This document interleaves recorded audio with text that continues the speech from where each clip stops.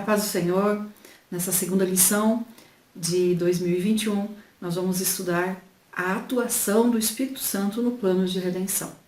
Eu sou Janaína Bosch, teóloga e professora de Escola Bíblica Dominical há mais de 20 anos. E atualmente congregamos, eu e minha família, na Igreja Assembleia de Deus, aqui em São José dos Campos. Na lição de hoje, que tem por título A atuação do Espírito Santo no plano de redenção, nós temos o textual em Atos 9:31. Assim, pois, as igrejas em toda a Judéia e Galiléia e Samaria tinham paz e eram edificadas e se multiplicavam, andando no temor do Senhor e na consolação do Espírito Santo. A verdade prática, a atuação do Espírito é contínua e dinâmica na igreja, na vida dos crentes e os conduz desde a conversão até o final da jornada cristã. Aqui nessa verdade prática, então, nós vemos uma das atuações do Espírito Santo, que é conduzir os crentes em Jesus, desde a conversão até a eternidade, até o final da jornada cristã. E é aqui onde muitos acabam se enfraquecendo e esfriando, porque não entendem essa questão do contínuo. Aqui fala sobre a atuação do Espírito Santo. Mas a vida espiritual nossa, a nossa vida espiritual deve ser contínua, deve ser constante e deve ser dinâmica.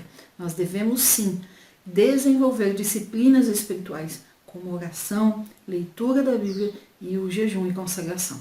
Sem oração e leitura da Bíblia diariamente, não chegaremos até o final da jornada cristã.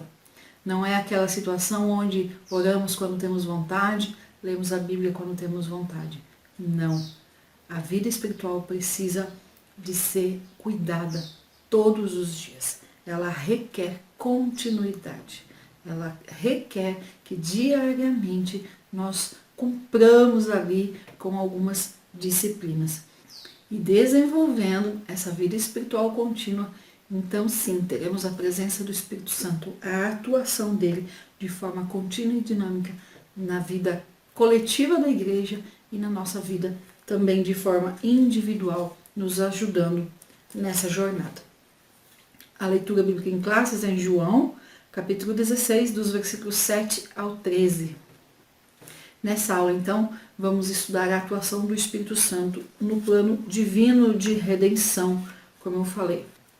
A maioria de nós concorda na atuação do Espírito Santo no coração do não crente, no coração da pessoa, ali no que chamamos de tocar, tocando no coração da pessoa para que ela aceite Jesus. Nós concordamos com isso. Mas o Espírito Santo, ele atuou e continua atuando em toda a história da redenção. Não é só ali no momento da conversão. O Espírito Santo atua desde o início do plano. A cada época, a cada fase da igreja em que estamos vivendo, a cada época da história, surgem, obviamente, coisas novas, métodos que buscam ali inovar na salvação das pessoas, no chamariz, chamando as pessoas para Cristo. Mas muitos desses métodos acabam desviando a atenção que temos que ter ao Espírito Santo, à atuação do Espírito Santo, para outras coisas, para outros métodos. E acabamos deixando de lado a dependência do Espírito Santo, a necessidade de dependência do Espírito Santo, para viver por si e para si, como eu falo, aplicando métodos que não levam a nada, que só usam o nosso tempo, só gastam a nossa energia, mas que não trazem os resultados que acontecem quando temos a atuação e a dependência, a nossa dependência do Espírito Santo. Nós devemos estar cientes, e o estudo nesse trimestre nos ajuda nisso, devemos estar cientes de que nada pode substituir a mais antiga, sim, mas também a mais atual e principalmente a mais eficaz forma de convencer o homem do seu estado de pecado. A ação do Espírito Santo. A ação do Espírito Santo, a atuação do Espírito Santo pode ser, como muitos falam, a mais antiga forma de convencer o homem, mas é a mais atual também. E sem sombra de dúvidas nenhuma, é a mais eficaz. Somente o Espírito Santo pode entrar onde a nossa voz, onde os nossos métodos humanos não conseguem. Somente o Espírito Santo consegue chegar lá no coração. Somente o Espírito Santo pode ir onde nós não podemos ir. Somente o Espírito Santo pode chegar lá no coração, onde nós não conseguimos. Somente Ele conhece lá o interior do homem, de forma como nós nunca vamos conhecer. O Espírito Santo é, sim, a forma mais eficaz de alcançar os perdidos para Jesus. E não podemos deixar de falar que o Espírito Santo não atua só no coração do homem, do pecador, convencendo do pecado, convencendo ali da sua necessidade de Deus. Mas o Espírito Santo também atua em quem está pregando, em quem está ensinando, em quem está falando de Jesus. Ele capacita para falar, ele capacita dando poder, ele capacita manifestando sinais ali em algumas situações. O Espírito Santo nos ajuda a lembrar das coisas de uma forma a usar essas lembranças para falar de Jesus. O Espírito Santo regenera, purifica e santifica. Ele convence do pecado, da justiça e do juízo. O Espírito Santo concede a segurança da redenção. O Espírito Santo capacita o salvo para o serviço na obra de Deus. O Espírito Santo dirige, guia e conduz o povo de Deus e também nós de forma individual. O Espírito Santo inspirou profetas, inspirou apóstolos, inspirou escritores da Bíblia. O Espírito Santo distribui os dons espirituais na igreja. Ele produz o fruto do Espírito em nós. O Espírito Santo dá prosseguimento ao plano da salvação. Como eu falei no vídeo anterior, na lição 1, cada pessoa da Trindade exerce uma função diferente, uma função específica. E no plano da salvação é a mesma coisa. Cada pessoa da Trindade exerce uma função específica no plano de redenção. E tudo isso em perfeita harmonia, em perfeita unidade. O plano de redenção foi planejado lá antes da fundação do mundo. Deus Pai idealizou o plano de salvação. Jesus, Deus Filho, executou o plano de redenção. E o Espírito Santo, então, vem desde a ressurreição de Jesus e dá prosseguimento ao plano de salvação. A promessa de salvação, ela só existe porque há um plano. Porque teve um plano que envolveu as três pessoas da Trindade. 1 Pedro 1 e versículo 2 fala sobre isso. Vamos ler aqui rapidinho. Eleito segundo a presciência de Deus Pai, em santificação do Espírito, para a obediência e a aspersão do sangue de Jesus Cristo, graça e paz sejam multiplicadas. Então, aqui mostrando a atuação das três pessoas da Trindade no plano de salvação, no plano de redenção. E Deus anunciou, então, por toda a Bíblia, desde Gênesis, de que viria um Salvador. Romanos 1 e 2, nós lemos também sobre isso. Vamos ler aqui rapidinho. O qual foi por Deus outrora prometido por intermédio dos seus profetas nas Sagradas Escrituras, com respeito a seu filho, o qual, segundo a carne, veio da descendência de Davi. Então aqui é o apóstolo Paulo falando que Deus havia prometido por intermédio dos seus profetas a vinda do Salvador, a vinda de Jesus. E essa promessa do Messias, então, ela é acompanhada da promessa do Espírito, conforme lemos em Isaías 32 e 15, 42 e 1, Isaías 61 e 1 também. E no Novo Testamento, nós lemos sobre isso em Mateus 12 e 18, Lucas 4, 18 a 21. Eu sempre falo o seguinte, não é possível lermos todas as referências aqui. Então, anota, se necessário, dá pausa para fazer as anotações e leia. A palavra de Deus produz efeito no nosso coração quando nós a lemos. É importante, sim, ouvirmos ensinamentos, ouvirmos pregações, mas é importante lermos. Lembrando que lá em Atos 17 e 11, nós lemos sobre os crentes de Bereia, que eles eram mais nobres do que os outros crentes, citados ali, os crentes de Tessalônica. Por quê? Porque eles ouviam o apóstolo Paulo e conferiam se o que Paulo estava falando estava realmente nas Escrituras. Ora, esses de Bereia eram mais nobres que os de Tessalônica, pois receberam a palavra com toda a avidez, examinando as Escrituras todos os dias para ver se as coisas eram de fato assim. Então examine o que estamos falando, anote os versículos, leia. Isso é importante e é isso que nos ajuda a dar uma compreensão maior da palavra de Deus. Voltando então, a salvação e a plenitude do Espírito Santo são anunciadas para todo o povo. Isaías 44:3 e Joel 2:28-32. Em Atos 1:6, nós temos ali uma pergunta que os apóstolos fazem para Jesus antes dele voltar para o céu, logo ali dias depois da sua ressurreição. A pergunta é o seguinte: então os que estavam reunidos lhe perguntaram: Senhor, será este o tempo em que restaures o reino a Israel? Essa pergunta dos discípulos aqui é possível entendermos, porque havia uma expectativa da vinda do Espírito Santo. Como eu disse, a salvação e a plenitude do Espírito Santo, elas são anunciadas para todo o povo. Isaías 44 e Joel 2. Então, havia essa expectativa de que quando o Espírito Santo viesse, já estava então próximo o fim dos tempos. E não era isso aqui. Essa expectativa não estava exatamente de acordo com o que Jesus estava falando, com o que as Escrituras ensinam. E Jesus responde aqui: não vos compete conhecer tempos ou épocas que o Pai reservou pela sua exclusiva autoridade, mas recebereis poder ao descer sobre vós o Espírito Santo e sereis minhas testemunhas, tanto em Jerusalém como em toda a Judéia e Samaria até os confins da terra. Então Jesus falou assim: olha, não se preocupe com isso agora. Agora a situação é essa.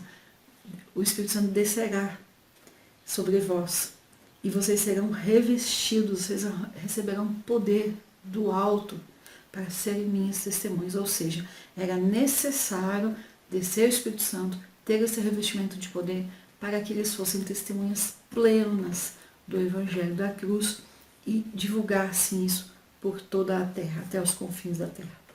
É importante lermos João, nos capítulos 14 ao 16, se possível até o 17, porque aí vamos entender melhor essa atuação do Espírito Santo, o seu papel, a função, a sua natureza, mas principalmente, ao lermos esses 3 capítulos, vamos entender melhor a atuação do Espírito Santo no que concerne a nossa missão de falar de Jesus até os confins da terra.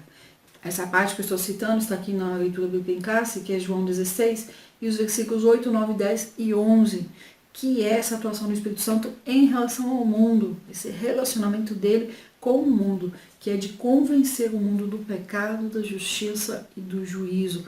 Essa parte é importante para nós cumprirmos a nossa missão de evangelizar os povos. No Antigo Testamento, nós vemos uma atuação de Deus em primeiro plano e o Espírito Santo e Jesus aparecendo de uma forma, em um destaque bem menor. E a atuação do Espírito Santo no Velho Testamento, ela estava voltada mais para capacitar pessoas para coisas específicas, para chamados específicos, como profetas, por exemplo, Números 12, 6, e para a liderança. Caso ali dos juízes, 300 anos ali de juízes, no livro de Juízes, mas como destaque eu cito Juízes 6 e 34, 1 Samuel 16 e 13, ali com Davi. E essas capacitações do Espírito Santo no Velho Testamento, elas estavam voltadas, na sua maioria, para capacitações espirituais, como profecias, Números 11 e 25, revelações, Ezequiel 8 e 3, milagres, 1 Reis 18, aptidões artísticas, vamos chamar assim, Êxodo 31 e 3, e as lideranças militar e política, Juízes 3 e 10 e Zacarias 4, 6 e 7. Aqui, em João 16 e 7, que está na nossa leitura bíblica em classe, nós lemos sobre a vinda do Consolador, a vinda do Espírito Santo, associada então à ida de Jesus, ao retorno de Jesus para o céu depois da ressurreição. E em João 16 e 12, Jesus fala assim: tenho ainda muito o que vos dizer, mas vós não o podeis suportar. Então nós temos aqui também essa promessa do Espírito Santo vir, mas somente quando Jesus fosse. E o Espírito Santo vindo, ele tinha uma função específica, que era nos ajudar, nos consolar e nos ensinar. Então, enquanto no Velho Testamento o Espírito Santo tinha uma função ali de capacitar as pessoas para funções específicas. No Novo Testamento, a promessa do Espírito Santo, a promessa da vinda do Espírito Santo, era para uma função muito maior. Então, enquanto no Velho Testamento Deus estava ali atuando em destaque, em primeiro plano, no Novo Testamento, nos Evangelhos, Jesus está atuando em primeiro plano, e a partir de Atos, então, nós temos uma atuação do Espírito Santo bem maior, em destaque. E a promessa do Espírito Santo, para nós, para a Igreja de Cristo, aqui a partir de Atos, estava associada à volta de Jesus, ao retorno de Jesus para o céu. Então, quando Jesus fosse, o Espírito Santo viria, e o Espírito Santo viria com essa função de ser o consolador, de ser o ajudador, de ser o ensinador, como aqui em João 16:12, Jesus fala assim: tenho ainda muito que vos dizer, mas vós não o podeis suportar agora. Quando vier, porém, o Espírito da verdade, ele vos guiará a toda a verdade, porque não falará por si mesmo, mas dirá tudo o que tiver ouvido e vos anunciará as coisas que hão de vir.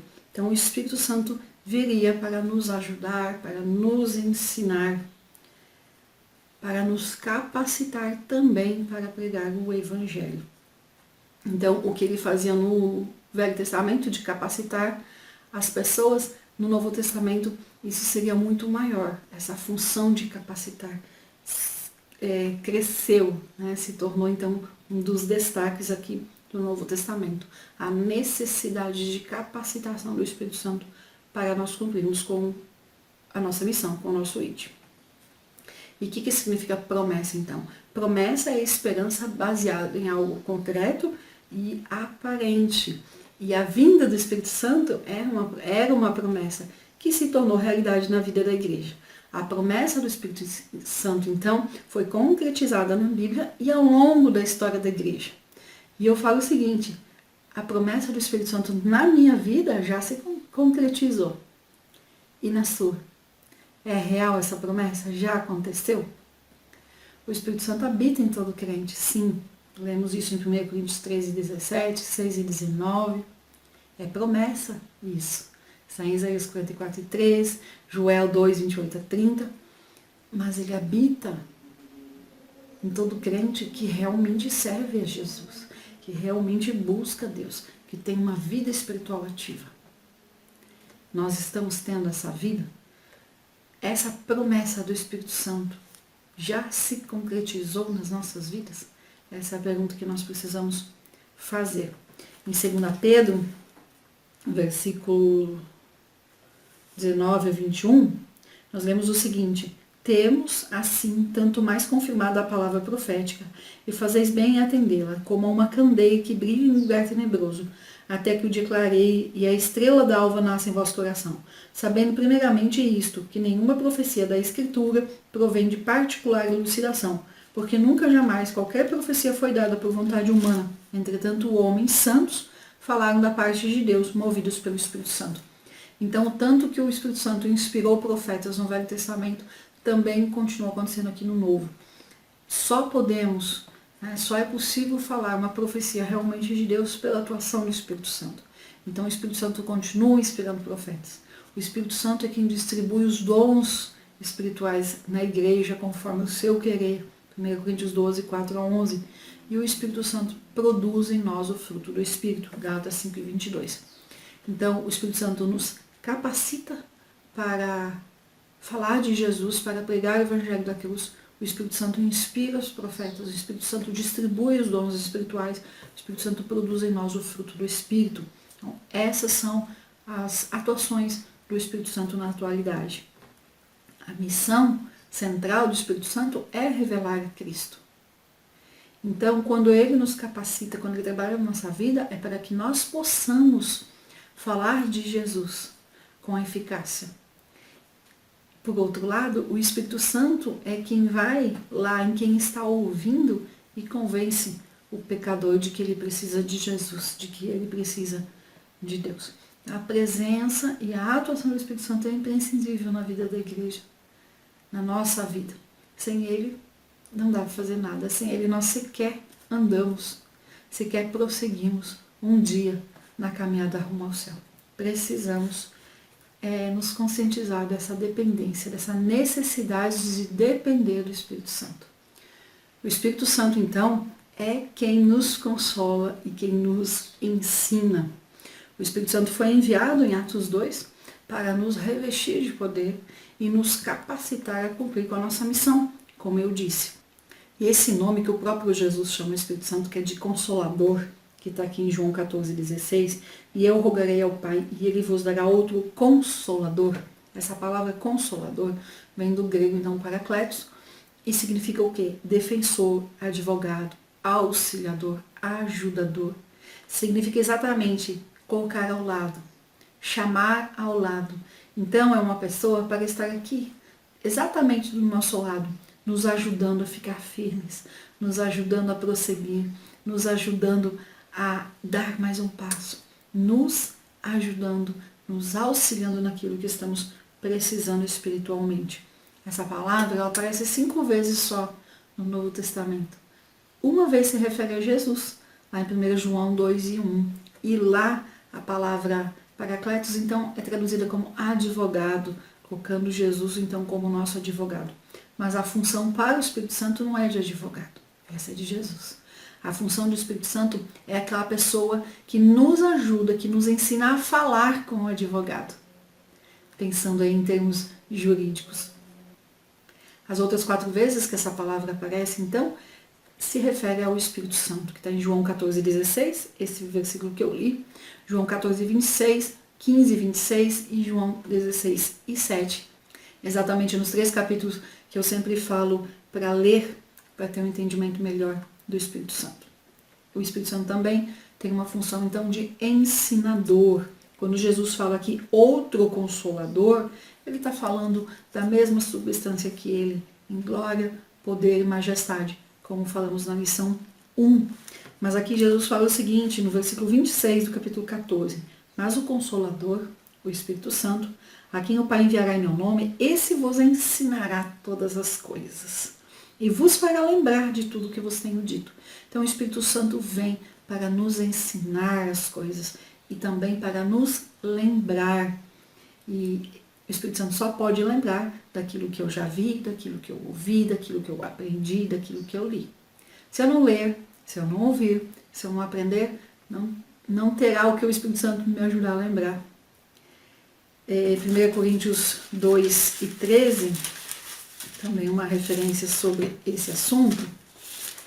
Vamos ler aqui rapidinho, que fala o seguinte: disso também falamos, não em palavras ensinadas pela sabedoria humana, mas ensinadas pelo Espírito, conferindo coisas espirituais com espirituais. Então o Espírito Santo vem para nos ensinar, são coisas ensinadas pelo Espírito Santo, onde espiritualmente nós só podemos conferir coisas espirituais com espirituais. Então, espiritualmente é o Espírito Santo que vem e nos ajuda a entender as coisas de Deus, as coisas referentes à nossa vida espiritual. E um dos significados dessa palavra Consolador também é ajudador. E o Espírito Santo é o nosso ajudador, é o nosso guia na vida diária. Então, ele ajuda na vida coletiva da igreja, mas ele também nos ajuda na nossa vida individual. Aqui em Filipenses 1:6, nós vemos o seguinte: o apóstolo Paulo falando: estou plenamente certo de que aquele que começou a boa obra em vós há de completá-la até o dia de Cristo Jesus. Então, o Espírito Santo começou a boa obra em nós e ele há de completá-la até o dia da vinda de Jesus. Conforme avançamos no processo de santificação, o Espírito Santo vai trabalhando, vai tirando aquilo que não agrada a Deus e vai fazendo essa obra de reforma no nosso interior, para que estejamos no ponto certo, para que estejamos preparados para entrar na eternidade com Deus. Hebreus 12:14, nós vemos o seguinte, que sem santificação não é possível ver a Deus. Então o Espírito Santo nos ajuda nesse processo de santificação, para que possamos ver a Deus, para que possamos chegar na eternidade, entrar no céu. Em Romanos 8:26, nós vemos aqui mais uma ajuda do Espírito Santo na nossa vida. Também o Espírito, semelhantemente, nos assiste em nossa fraqueza, porque não sabemos orar como convém, mas o mesmo Espírito intercede por nós sobremaneira e com gemidos inexprimíveis. Então, que o Espírito Santo nos ajude em nossa fraqueza e ainda nos ajuda a orar, intercede por nós. O Espírito Santo é o nosso ajudador. Ele é adorado e glorificado juntamente com o Pai e com o Filho. Mateus 28 e 19, 1 Coríntios 12, 4 a 6 e 2 Coríntios 13 e 13 também. Voltando aqui então à nossa leitura bíblica em classe, João 16, nós vemos então no versículo 8 que o Espírito Santo reprova e convence o mundo do pecado, da justiça e do juízo. Último tópico aqui da nossa lição. A salvação está disponível para todos, mas o Espírito Santo é quem convence, é quem toca o mundo, a pessoa, de que ela necessita de Deus. E esse convencer que nós lemos aqui no versículo 8 tem a ver com persuadir, com argumentar, com reprovar, com admoestar, com chamar a atenção, com repreender. E somente o Espírito Santo pode fazer isso. Vamos ler aqui em João 8,46, que fala o seguinte: quem dentre vós me convence de pecado? Se vos digo a verdade, por que razão não me credes? Então, é somente o Espírito Santo que pode convencer do pecado. Nós não podemos fazer isso, nós não temos condições de fazer isso. E Jesus falou que essa função é do Espírito Santo mesmo. E nesse versículo aqui de João 16 e 8, Jesus fala pecado. Olha só. Quando ele vier convencer o mundo do pecado. Bom, aí os versículos 9, 10 e 11, cada um desses versículos explica uma palavra aqui do versículo 8. Então o 9 explica essa palavra pecado. Você convencerá o mundo do pecado. Por que é um pecado? Um pecado singular, não pecados. Porque o pecado aqui Jesus fala do 9, do pecado, porque não crê em mim. Então é o pecado da incredulidade. É o Espírito Santo que vai convencer o mundo que eles estão pecando, que a pessoa está pecando quando se mostra, quando se torna incrédula. O Espírito Santo vai mostrar que realmente Jesus é Deus e que Ele morreu e ressuscitou por nós. Depois, aqui no versículo 8, Jesus fala, convencerá o mundo da justiça. Versículo 10 fala dessa justiça então, da justiça porque vou para o Pai e não me vereis mais. Essa justiça impecável de Jesus, que está lá em João 8. Jesus está à destra de Deus intercedendo por nós. E é o Espírito Santo, então, que convence a pessoa de que ela precisa ir até Jesus. Jesus está à destra do Pai, intercedendo por nós. Romanos 1,4, Hebreus 7,25. O Consolador, então, o Espírito Santo nos convence o pecador da justiça, dessa necessidade de ir até Jesus, que é o nosso advogado. Está aqui em 1 João 2, 1 e 2. Filhinhos meus, essas coisas vos escrevo para que não pequeis. Se todavia alguém pecar, temos advogado junto ao Pai, Jesus Cristo justo. E Ele é a propiciação pelos nossos pecados, e não somente pelos nossos próprios, mas ainda pelos do mundo inteiro. Então o Espírito Santo nos convence que nós temos que ir até Jesus, que nós precisamos de Jesus como nosso advogado. E a última palavra aqui do versículo 8, que é juízo. Então o Espírito Santo, quando vier, convencerá o mundo do juízo. Que juízo é esse? O príncipe desse mundo é Satanás. Está aqui no versículo 11, né? Do juízo, porque o príncipe deste mundo já está julgado.